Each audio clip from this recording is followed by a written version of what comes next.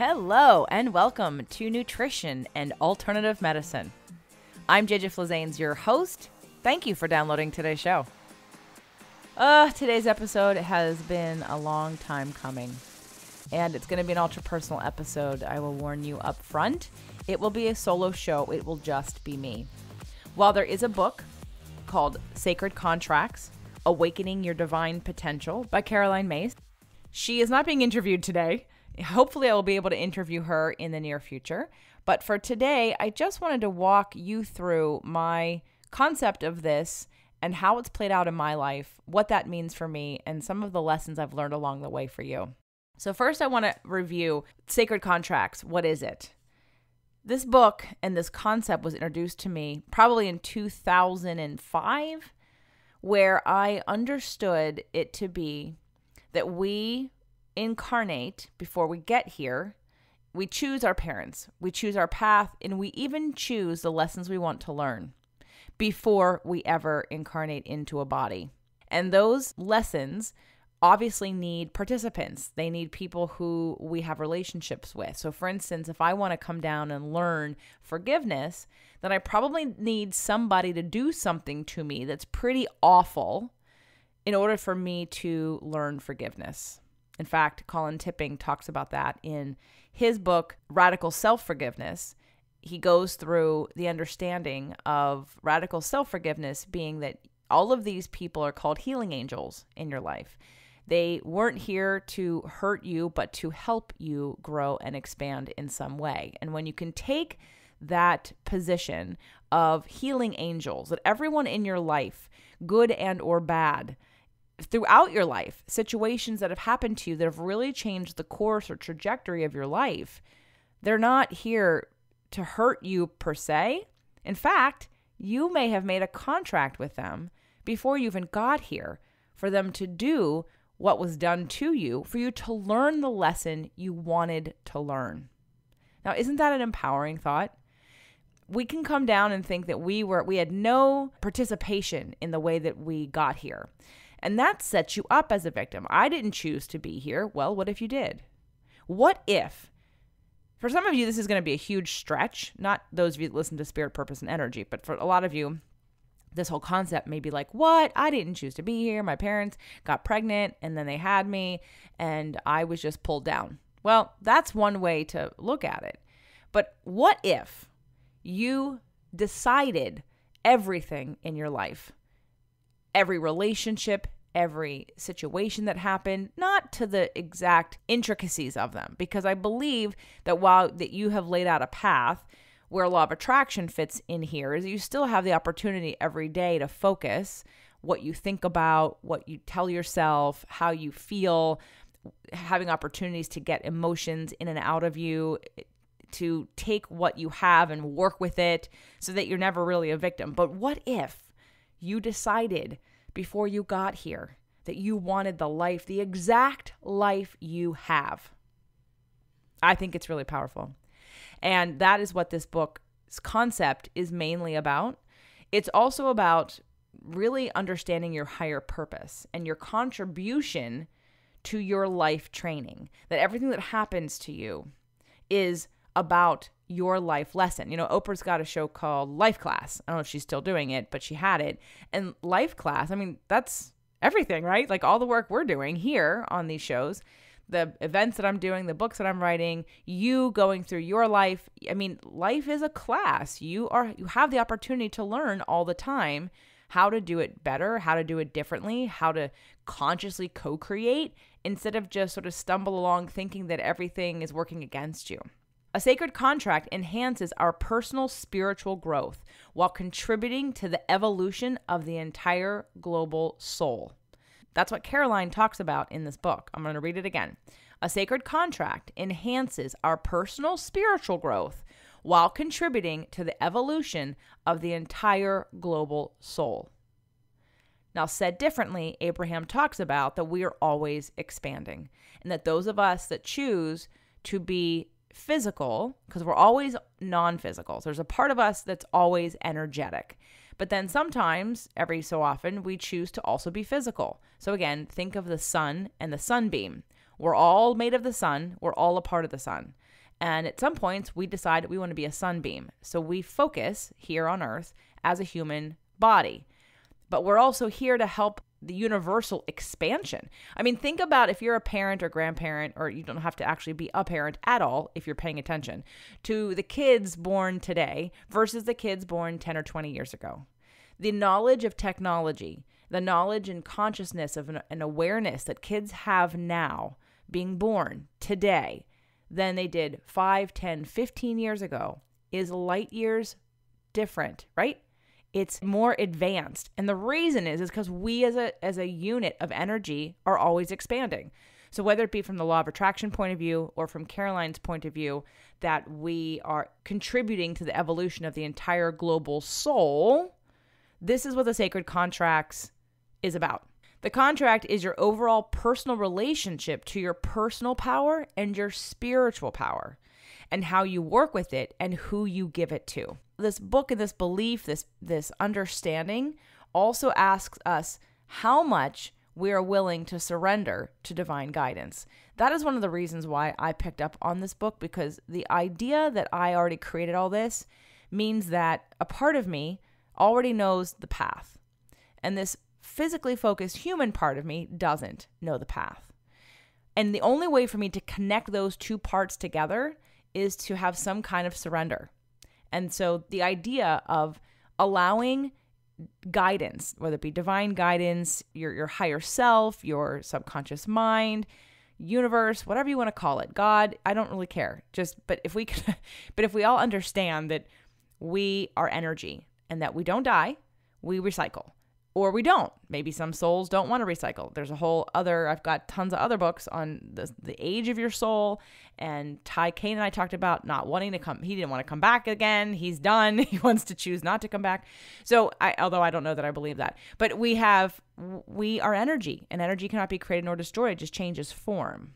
So the other aspect about sacred contracts is that there are no insignificant relationships. And I'm setting this all up for you because I'm about to share something very personal, and I want to take it from this broader perspective, because this broader perspective I've really been living and understanding. I'm that person when you tell me a concept like, let's say, The Biology of Belief by Bruce Lipton, and I hopefully will have Bruce Lipton on the show in the near future as well. But I haven't read the book, because when someone explained to me the concept, I didn't need to read the book in terms of I buy into it. I believe it. I believe it 150%. I don't need to be proven that our cells have emotions and that we are retraining our body all the time. So the biology of belief, I'm 100% on board. Same thing with sacred contracts. So I haven't read this entire book, but I've read enough of it right now to bring it to you in a more educated way for those of you that don't believe it or resonate with it as I am explaining it right off the bat. So this sacred contract idea is that there is no such thing as an insignificant relationship. Everything has a purpose. There are no mistakes. You have laid this out. It's also about the spiritual alchemy of transforming heavy physical relationships and emotions into spiritual gold. Now, doesn't that sound good? Spiritual alchemy is transforming heavy physical relationships and emotions into spiritual gold with greater function and meaning for your life, and again, that global soul understanding. So this is the premise I would like to start today off with, because if you don't get it, buy it, or believe it yet, I just invite you today to put it on, try it on. Think about how life would be different if you took that vantage point. You don't have to take it forever, and you don't have to take it at all, of course. I can't control that, but I would love you to try it on. Because if all of a sudden this victim mentality and this story that we tell ourselves about how this person did this to us and this wrong thing, and we carry around this shame, this heavy-hearted rejection, victimization, abandonment, scarcity. If we carry that around because of the story that we're telling ourselves, what happens when that story changes? What happens when you get to stand back and go, wow, I chose that. I created that. And I created what happened. So whether or not that person played a perfect part in my growth and in my expansion and in my next level. What if there are no mistakes? There are no mistakes. with who you're in relationship with and why? What if we took that position to understand that you are perfectly right where you need to be? Doesn't that feel a little better? And like everything has a purpose and a reason for your growth? Now, on one hand, some of you may say, well, that's a lot of work and I'm tired. And please, God, give me no more lessons today, Oprah says. I'm not ready for any more lessons today. And I understand that. And for those of you that are through some of your biggest lessons, now you get to see you're on the other side of that big mountain. You get to say, oh my God, if it wasn't for that thing, I wouldn't be where I am today. And I like where I am today. And I know where I am today is where I'm supposed to be today. That is part of your sacred contracts and the relationships that you have from inception to death. But I mean, death is really just you leaving the sunbeam and going back to the sun and wanting to come back another time later, and which you will. So what's the news? What is this all set up for? For those of you that have known me personally or been following the show for a long time, I know because I hear the feedback. I get it from clients. I hear it on emails and through Instagram and through the live event. I understand. I appreciate the feedback. So I know a lot of you do get me. And what I mean by get me is that you understand that I come from the place of empowerment and I want to do the best I can always do. And I always feel like I can fix things, especially because you're the creator of your own reality. If I'm the creator of my own reality, then if I don't like something, I can change it.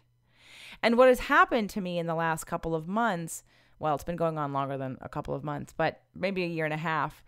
And even longer before that, I have been in a situation in my marriage where I haven't felt that connection. Not that I needed the connection. For those of you that know me, no one who didn't know me too well had any idea that I was in a situation where my marriage was sort of falling apart for a couple of years. Falling apart in a we were distancing from each other.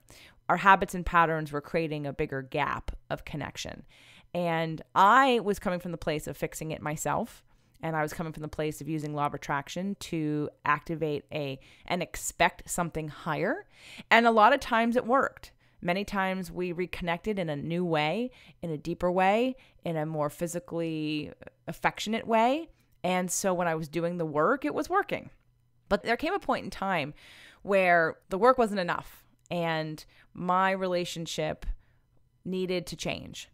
And I knew secretly that my husband wasn't happy for a long time, and he would blame me for not being happy and things that I would do or things about me that he didn't like.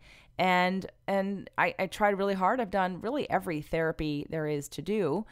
You have it on this show, from EMDR to take away any of the defensiveness that I had in the beginning of our marriage, which really did help. And I am a huge fan of EMDR. And I'm a huge fan of taking on situations like that when you're with a spouse or a loved one and there's an argument happening and you get triggered and you get defensive, well, there's something for you to do. You can work on your trigger.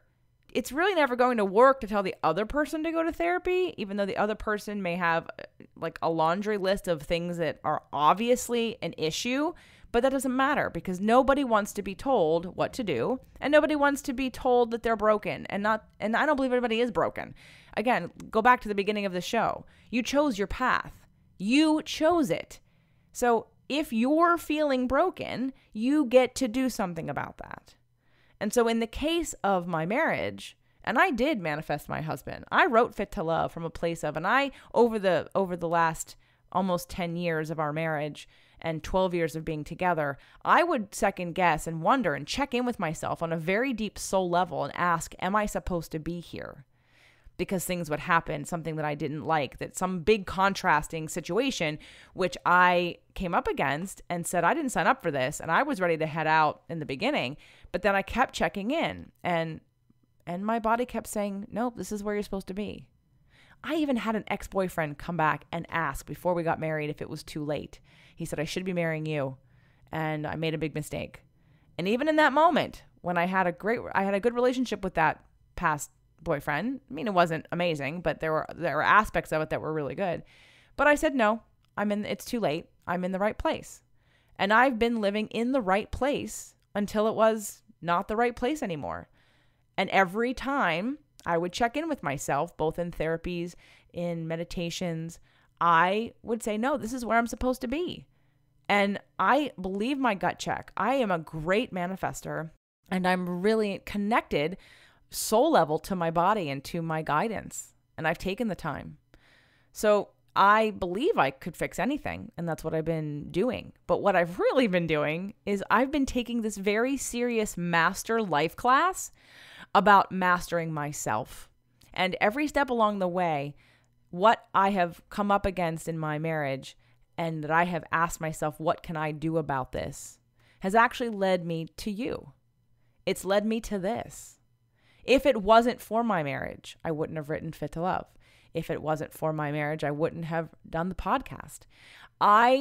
In all honesty, most of these shows were done for my husband, because women and men, you know that you can't tell your spouse what to do. You can't really educate the other person because they're not going to receive it, because that's coming from you. And then you become the teacher, and they want you to be their equal. They don't want you to be the teacher. So instead of trying to be the teacher, or even an equal that wanted to do more work, I thought, I'll do a show. I'll put it on the show, because I know sometimes people listen better when they hear it from somebody else or when they hear it from an expert. So I brought on experts. I went over every single thing I could think of to address from another expert's point of view about how to live an empowered life and how to clean up some of the past traumas that we go through as children. And I did all that really for my marriage. And I did all that for myself because, again, I believed that if you're the creator of your own reality, that you can fix it and you can fix anything. And I believed I can fix anything. So here I am going along in this podcast. And then the podcast, of course, breaks out into what I really want to be talking about, which is more law of attraction based living, which includes healthy living, hormones, alternative medicine, great relationships, relationship advice, exercise from a smart position. It includes everything that I teach and everything that I stand for, but from a position of an overall understanding about these sacred contracts, about law of attraction, about divine guidance, and about the fact that we choose to be here over and over again in different ways. And so I had gone through about a 14-month period where I was painfully aware that my spouse was not happy and wanted to leave. And he didn't know how much I knew he wanted to leave, but I did. And throughout the times where I was really present to certain dates that he had in his mind that he wanted to leave, I, the whole time, was processing. And I still was going through this unlayering process. I got back into the work with Colin Tipping of Radical Self-Forgiveness. I actually was listening to it for my event or for my next event, thinking I wanted to bring that into the next big step. And what ended up happening is that I realized I needed to hear it. I did it for me. And I'm crying in the car and I'm realizing that I'm holding myself hostage because I do the right thing. That's part of what I do. I have so many planets in Sagittarius. I'm all about truth seeking. I'm all about learning and higher education. And so to me, I'm thinking I'm doing the right thing. I made a commitment. I had never, ever, I know nobody ever wants to be divorced, but my parents are still together and they're almost together 50 years. I have no desire to want to be divorced. So I fought the fact that I think this is fixable, and actually it could be. It could be. But where the sacred contracts comes into play is that at some point after about 14 months and little crumbs, I mean literally crumbs of hope and movement forward, I realized that what am I doing? I am waiting around for someone who possibly will never, ever want to do a fraction of the introspection that I do and the fraction of the healing work that I want to do. And that's going to be a problem because we have different wounds. And I'm about to release, I waited to release the Harville Hendrix interview because I wanted to come out first. I wanted to come out of the closet first here on the show so that you could really hear in my interview with him how I'm talking about two different relationships in that show with him. And how I believe 100% when you have two people who actually want to do the work. And it doesn't have to be painful. It just has to be conscious. And you have to want to couple and you have to want to love yourself on a level that is meaningful to do it. And if you don't, and there are many people that don't, and they don't listen to my show, and they won't care what comes out of my mouth ever. And that's cool, and that's okay.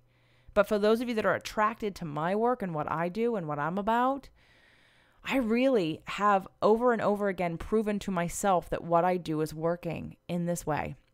So throughout the process of the last 14 months of sort of the decline of the marriage and me just trying to do anything and everything that I could for myself, from law of attraction, working on myself, to visualizing, part of the work I did with Ty was to save my marriage. Ty Kane and I did a couple sessions together, and I will credit him for sure of one of those very first sessions of the future visioning process that I did with him.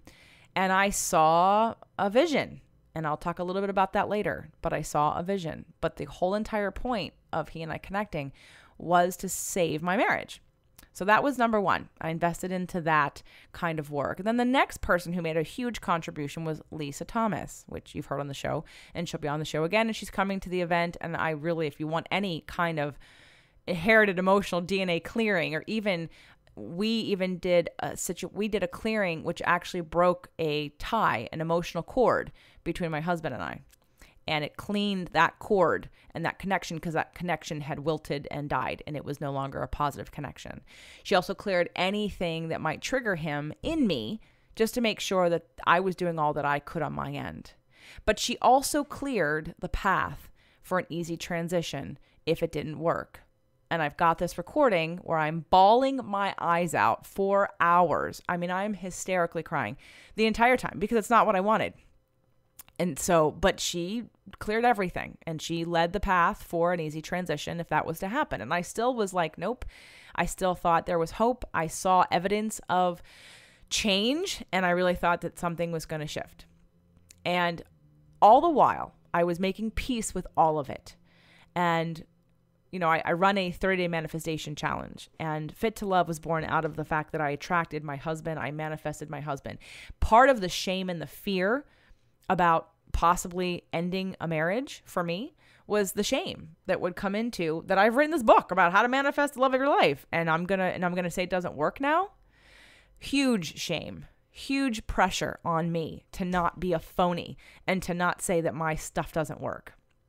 So I had to make peace with that. I had to experience really loving myself on a new level and saying, there's only so much you can do. And I've really tried everything. So I waited, and I waited until, I had hope. I had hope until the very, very end, like the very last day. In fact, this all happened around April. So around April 9th, we had a conversation. On April 7th, there was a conversation that I thought was a possible breakthrough conversation. And that conversation led me to be hopeful. That was a Saturday. And then something on Sunday, the 8th of April, shifted. What shifted was my understanding that my love languages, which were not being at all attributed to.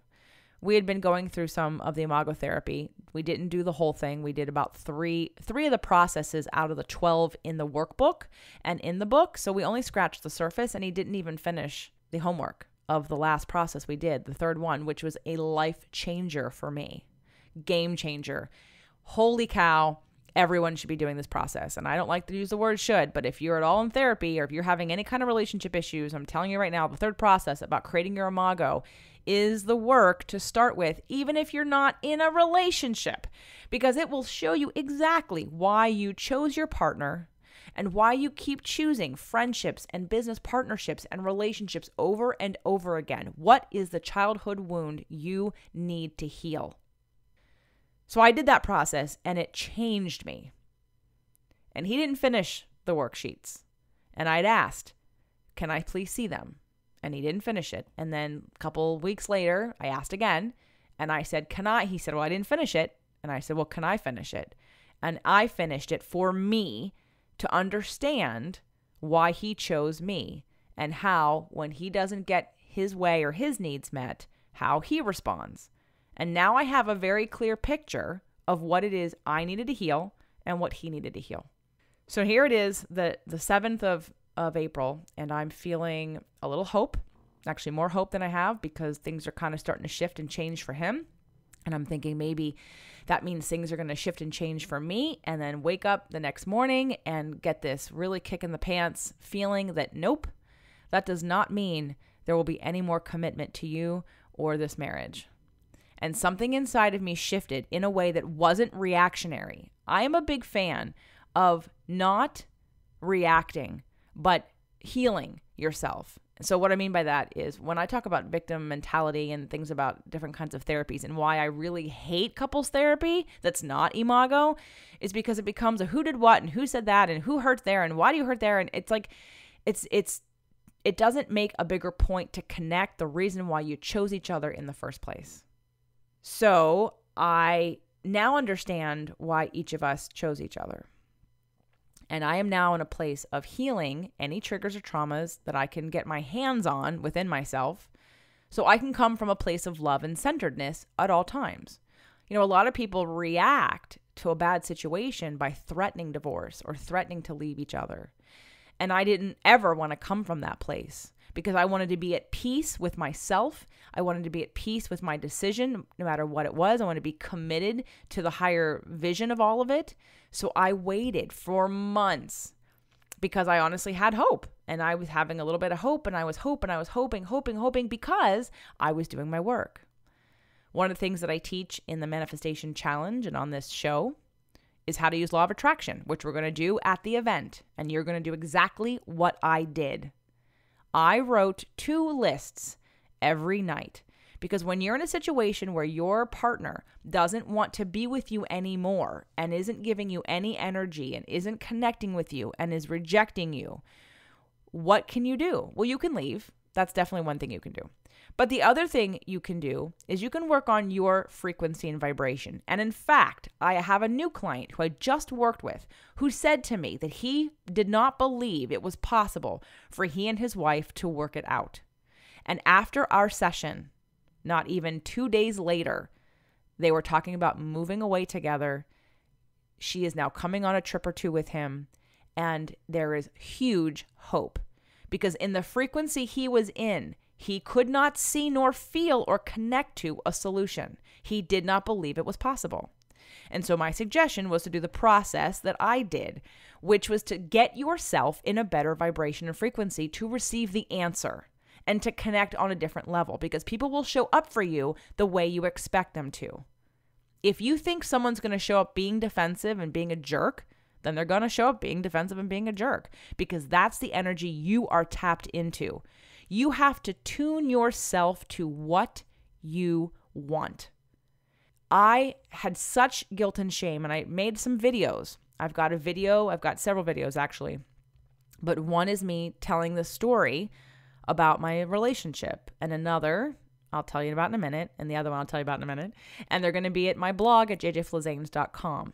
Okay, so go to jjflazanes.com, go to the blog, and it'll be under Sacred Contracts, the post that I'm going to put this show on the blog, along with the videos and some photos that I want to share with you, because I've been holding this for months. But the point here is the frequency and the vibration. So the practice that I did every day during this 14-month process, pretty much, was I focused on what I wanted.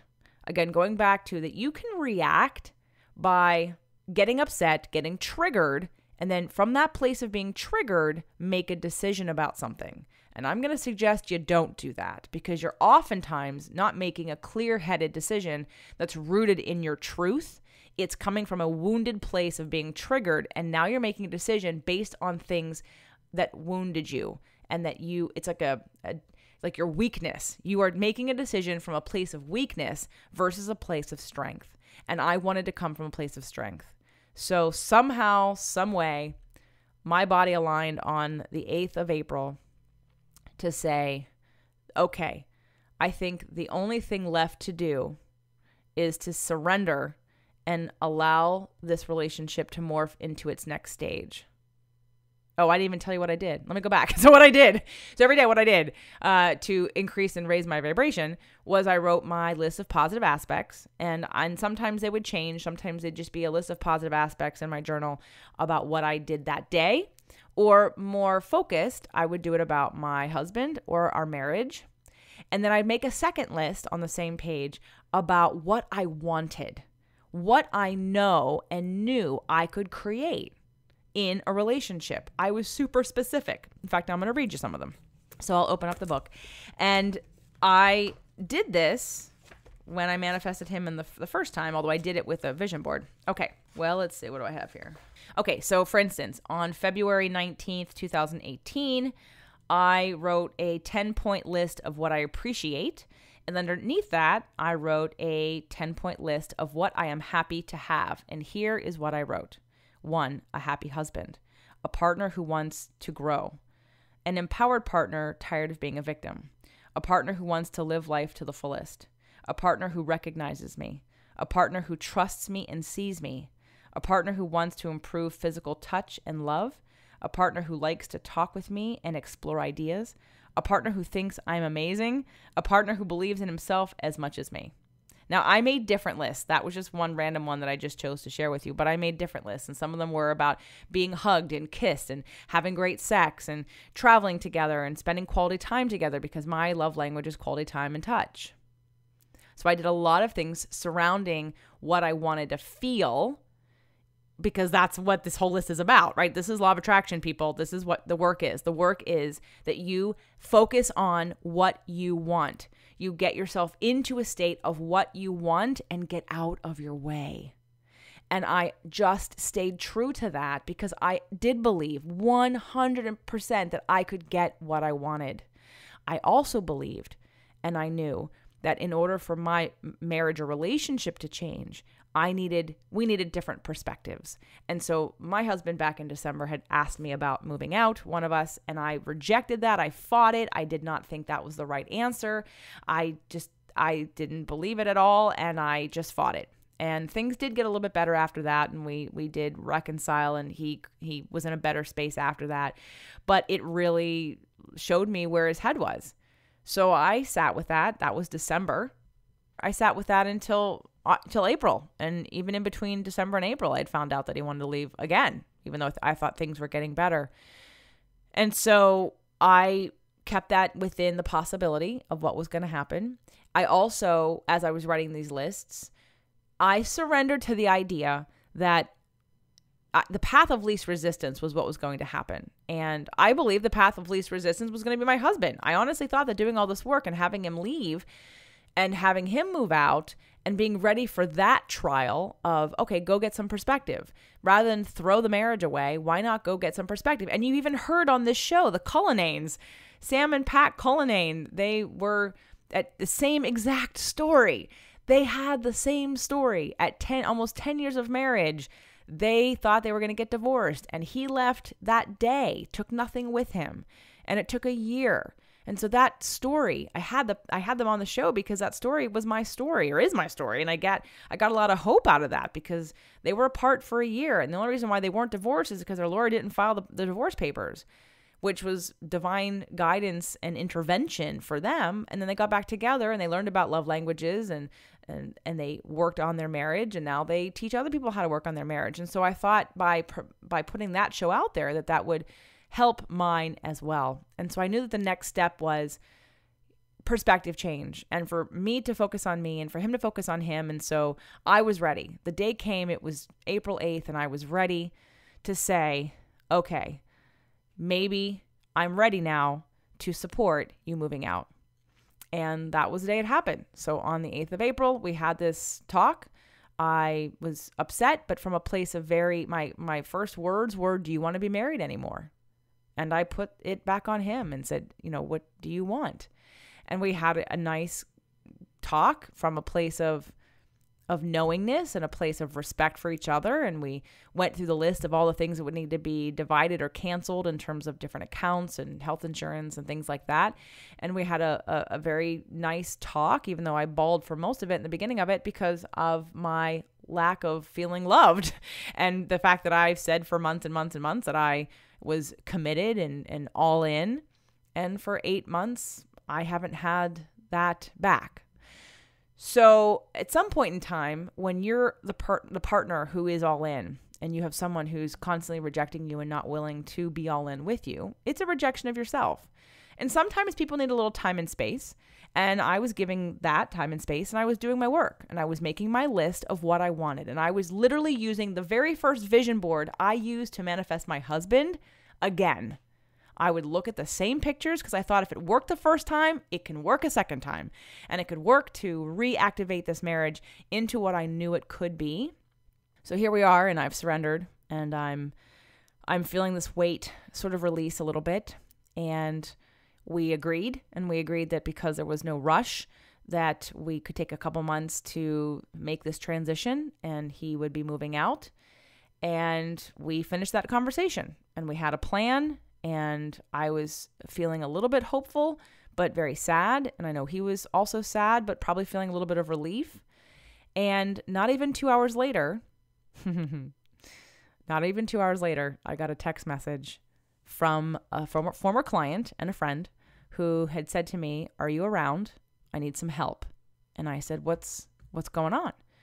"Do you want me to call you?" And he said, "No, I can't talk. I've been crying." I said, "What happened?" He said, "My wife left me today." And I said, "Well, there's something in the air today, so I'm going to call you." And I picked up the phone, and as I was walking out of the office to the backyard, I said to my husband, "I'm going to speak to my friend.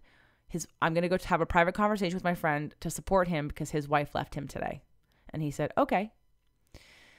So what I'm going to share with you is that my husband had asked me when we were doing the separation conversation, he said, "Is there anybody else?" Because he wanted to know why today of all days.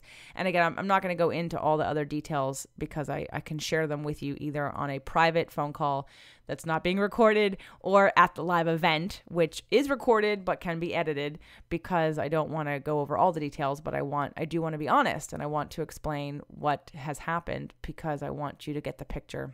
He asked me if there was anybody else, and there wasn't at all. I couldn't even think of anybody that I would even want to date, or dating wasn't even part of in my mind. And I did want my husband to date. I said, "Please go sleep with people, date people, go live, get some perspective." And we talked about a time frame about, divorcing in 6 months may not be enough. And I said, "Well, I'm not in any rush. Let's do 6 months to a year and just see what happens." And that was honestly my last ditch effort to save my marriage. But what had happened 2 hours later when I got that text message was the universe literally saying, "This is what you've been asking for." Now, that first day, I was supporting my friend. I had no idea what was going to happen next. He had no idea what was going on with my marriage. And for both of us, we were in shock of what had just happened that day. That was April 8th. And then as things started to unfold the next day and the next day and the next day, we realized that this was a very strong connection. And I won't deny that during our friendship, I have always really liked him a lot. I respected that he was married, and I never flirted with him or anything like that, and vice versa. But we, goofy and funny, but never in a million years did I think that I was going to be having these kinds of conversations with him, because he was happily married as far as I knew, and I was committed to my marriage, and so was he.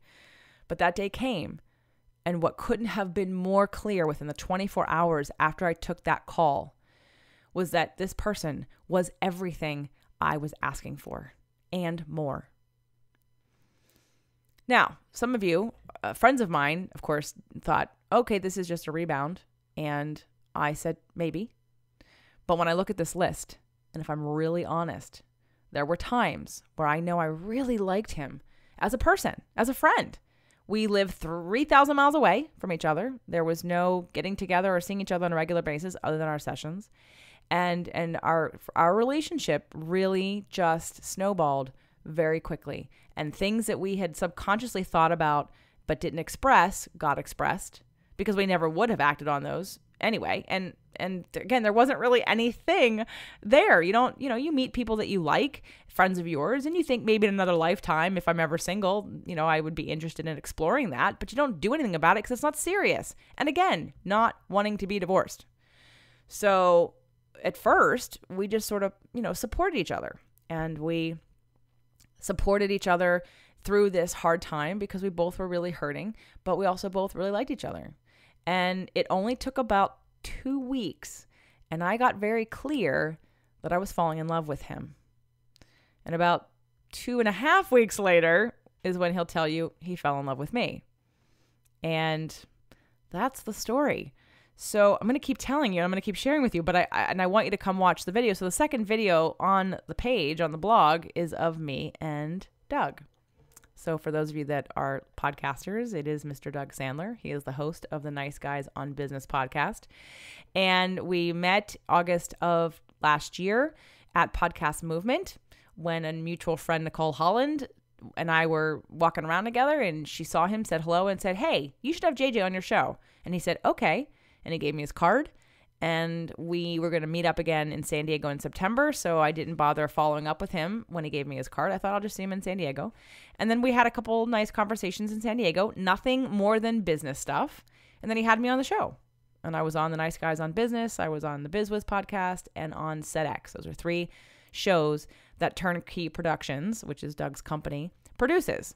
So I was on those 3 shows, and of course talking about what I talk about, which is health and wellness. And one of his goals for the following year, was to get in better shape and start exercising. So of course, then he hired me and became a client. And Doug's pretty committed to doing his own work, so it was really going to be a short 10 sessions of building a program for him. In only one of those sessions did we use to actually do some life coaching, and it wasn't even about his relationship with his wife. It was about his business partner. So we built a relationship, we had a friendship, and we were planning on seeing each other again, and we had a great rapport. So we were friends, and we liked each other, and astrologically, I knew we were compatible, and I knew that eventually we would be able to test that, and we did, and it's been amazing. And I still am in a little bit of mourning and grief, and so is he. So we're both still transitioning. We're both still in mourning. There are sad parts about this situation that I couldn't even anticipate. I realized that when you separate from somebody and you move on from their other relationships as well. You don't just break up with one person. You break up with their whole family and any friends that you have as well. And you get to see who you get to keep. I've been on this path of learning who is going to be a part of my life and who isn't. And every time there's a new person, I feel again like I have the opportunity to be rejected. And I get very emotional because there are a few people that I want to keep in my life and that I don't want to lose. And I don't want to lose my husband as a friend. He said to me he needed my friendship, and he knows about Doug. I told him when it happened. Well, I told him a couple weeks after it happened because I wanted to make sure I was saying something that was going to be real. And he understood. I told him, that I was working on our marriage. So back to the Ty Kane conversation, that vision that I had with Ty, if I'm honest about the person who was in it, because I saw them from the neck down, it wasn't my husband.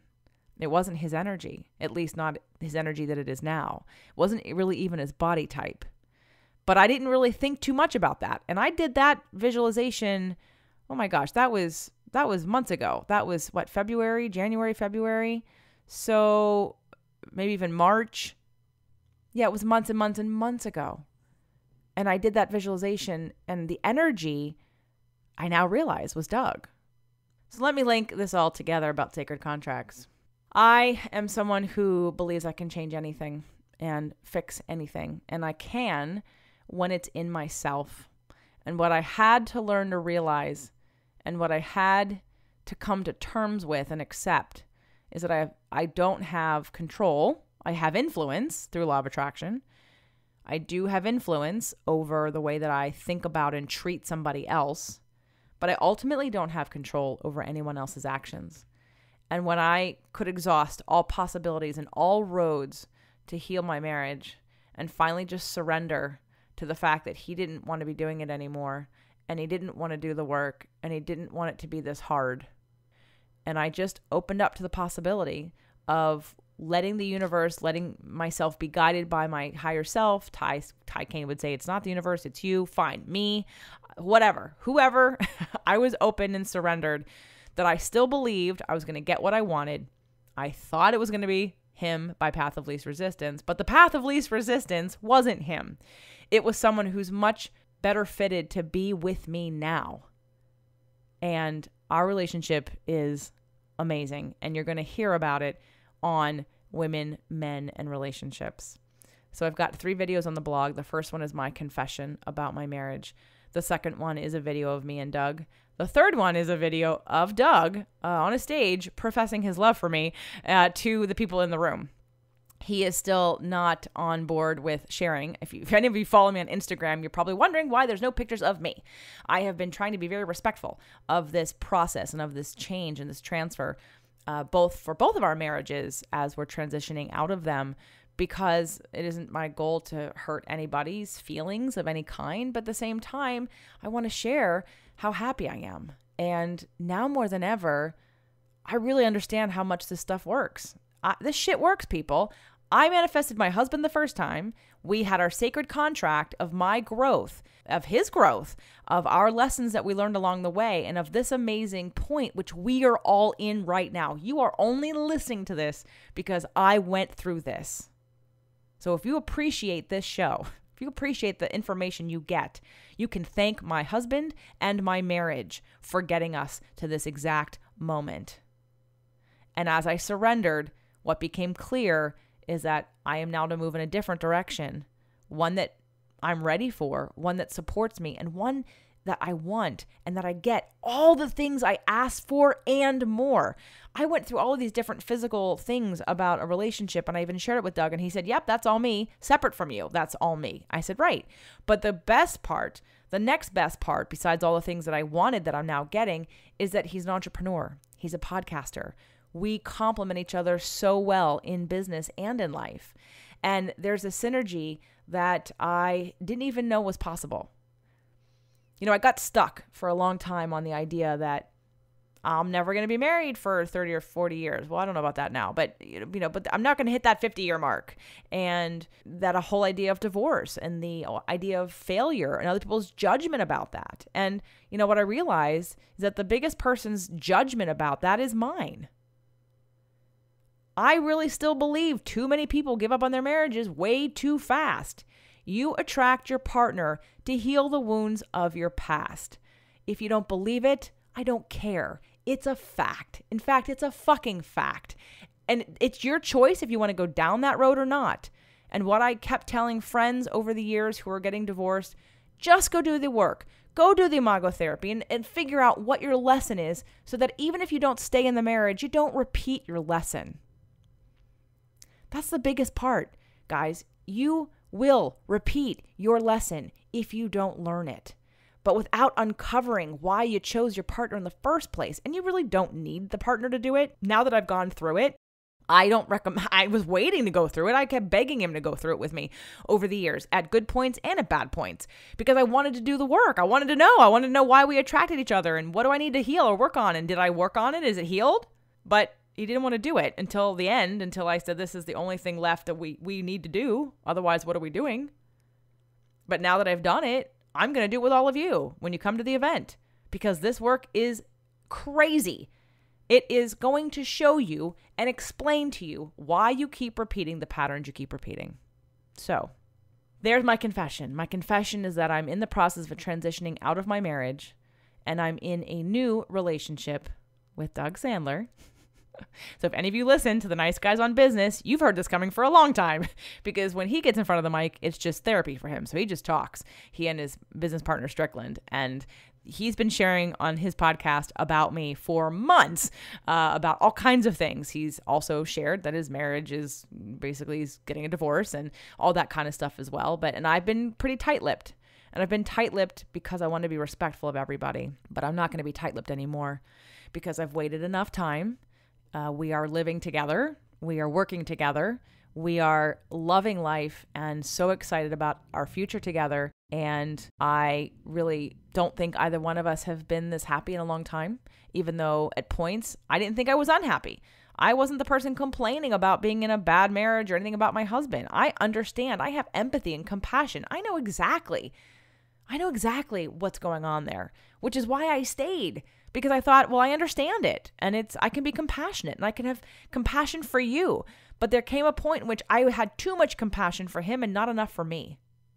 But I'll be honest, I didn't know that I thought anyone was going to match me. I didn't know that anyone could actually handle me, because unfortunately, some of the lessons I learned in my marriage was that maybe I'm too much. Maybe I am too intense, and all the different aspects about me that weren't received. They weren't received because they couldn't be received, not because they're bad. And when I was the same person with Doug as I had been with my husband, and I was received completely different. When I heard the words that I helped Doug feel like a man and vulnerable at the same time, supported and felt like a man, I just thought that has been my whole goal, my whole marriage, to try to find a way to communicate and be the person to support him and to help in some way. We did not match in that. Our frequencies were too different. And again, I can only work on my own frequency. And the only thing you can do in yours is to work on yours as well. So if you want to go through the process, if you want to understand a little deeper what actually really happened so you can really understand what I was up against, I invite you to come to the event. I invite you to have a session. If your relationship needs some help, I can help you. I know I can, because I feel now that I've been to the every end of relationship, from amazing start and really great connection to going through all these lessons and journeys to hitting the end, and then to manifesting the next level, the next step, the right match for my next phase. My husband was my right match this entire time. Again, I always checked in. On one level, I had no problem leaving in my mind, but I just kept checking in, and my body kept saying, no, this is where you're supposed to be right now. So I thank you to Ty Kane for helping with the vision process that was supposed to save my marriage, but instead attracted the next chapter of my life. And for Lisa Thomas, who helped clear the path for an easy transition. Boy, was it easy. And for the work of Abraham Hicks, which I've been doing for all this time, which is the foundation of everything that I do. And for me, I'm thankful for me to doing the work, to getting into such a high vibration about what I knew was possible, what I totally believed could happen, and then sat back, surrendered, and allowed it to come to me. Allowed the universe to put it in my lap and in my hands the minute I released what I was currently gripping onto and trying to control. So I hope you'll follow us on our journey. Doug will be a co-host on Women, Men, and Relationships. We're going to be doing the second episode of the week. I will still have the interview episodes on the Tuesdays, and then we will do a little 15, 20, 30 minute, I don't know, he's verbose too. Podcasters like to talk. And when I went to Podcast Movement and New Media Summit for the first time, I really got that was my tribe. People who are entrepreneurs in some way, shape, or form. Some make money, some don't.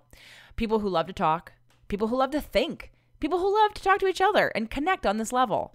I really, really understood this was my tribe.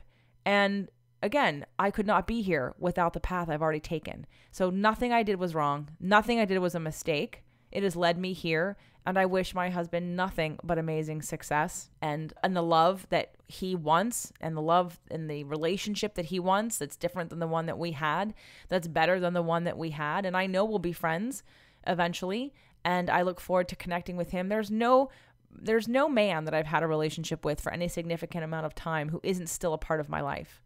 I am a big believer in that if you leave out of anger and you have resentment, that will weigh you down and stop you from being open to the best parts of the life that you could have.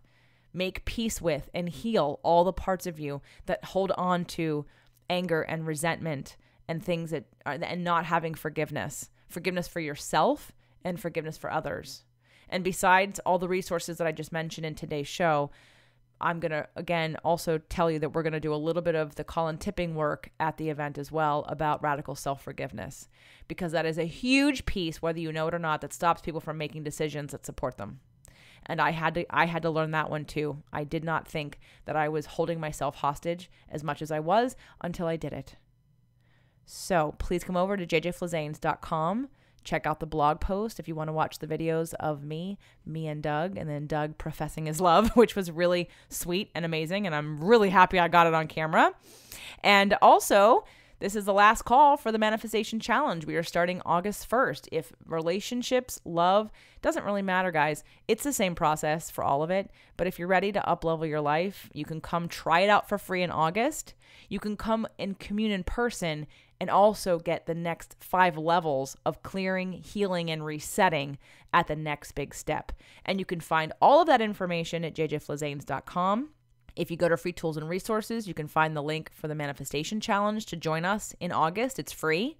You can also go to jjflizanes.com to the event page to find more information about the next big step or releasing what weighs you down in January. I would love to connect with you a little bit deeper about this if you want to. I thank you so much for your support. And now, as you start to hear some of the shows that I've had coming that will be published after this, you'll start to understand why I've been holding them.